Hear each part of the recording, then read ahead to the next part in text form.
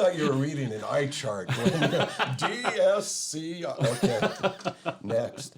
This is Las Vegas Real Estate Now with local real estate expert Harvey Blankfeld.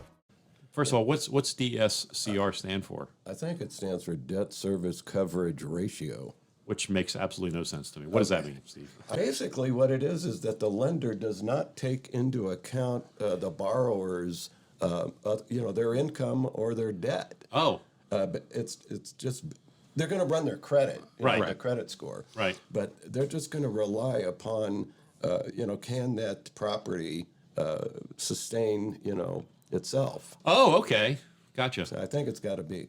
I'd have to. So double you're check. collecting more than enough rent to cover the debt service. Or, well, not necessarily, just within whatever factor they use. Like, I think, off the top of my head, I think it's like about 75%. Okay. So, say if you got, what, a $2,000 mortgage, and you're the numbers guy. I can't add or subtract right Okay. now. So you probably like around 2,800, I would say, that you had income, or that's the mortgage No, payment? if the mortgage payment was 2,000, I guess I'd only have to show that I was collecting, what, 1,500? 1,500 for 75%. Yeah, so I could have a negative cash flow. Really? You can still have a negative cash as flow and long you as still it's- qualify? You could. Wow.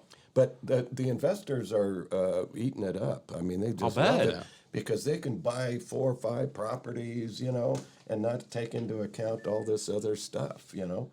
Can this property Well, sustain? it's a very popular product on the commercial side. Is it? Very, very popular. Like that is, especially with these big corporations, because let's be clear, these corporations aren't showing income documentation. They're not walking in with pay stubs, right? Right. So it started on the commercial end. Right. And it's basically, okay, do they have the means to make the down payment? Are they seasoned investors? Right. Meaning they've managed properties, or they understand. Right. And then what does this property look like? And the beauty about that loan, especially on the commercial side, not on the residential, but even on the commercial side, the number you're manipulating are really 2 numbers: the sales price and your down payment. Right? Those both numbers can be manipulated to get this loan into the guidelines. Interesting. And the commercial side of it, we see it a lot on when we do commercial properties. So we'll have to submit certain documentation from the title side that we can pull, which is public record. I don't know if they can pull the same documents, but what they're really trying to get at is making sure that the taxes are the correct amounts. Any of these are the easements costing any money, or there's any special restrictions or anything like that. They're going to limit this cash flow, Okay. so that they can get to a number that says yes, they can cover that. Gotcha.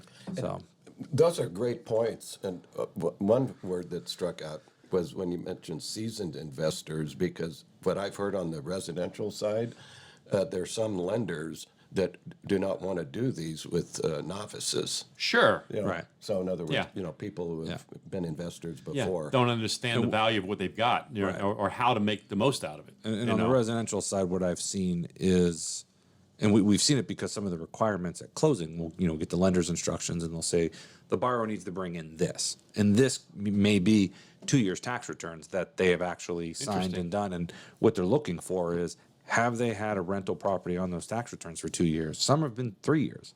So that's what they're considering. So I'm assuming there's a pretty significant down payment in this. I mean, the LTV has to be fairly low. No? It all depends on, on what the ratio coverage comes out to be.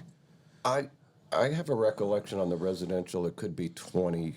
25% down. Certainly Okay. no less than 20, but somewhere, I think it could be as much as 25. Yeah. I don't recall. Commercial side is a little bit different. I mean, we see a multitude of things because Yeah. how fast the commercial property value can change.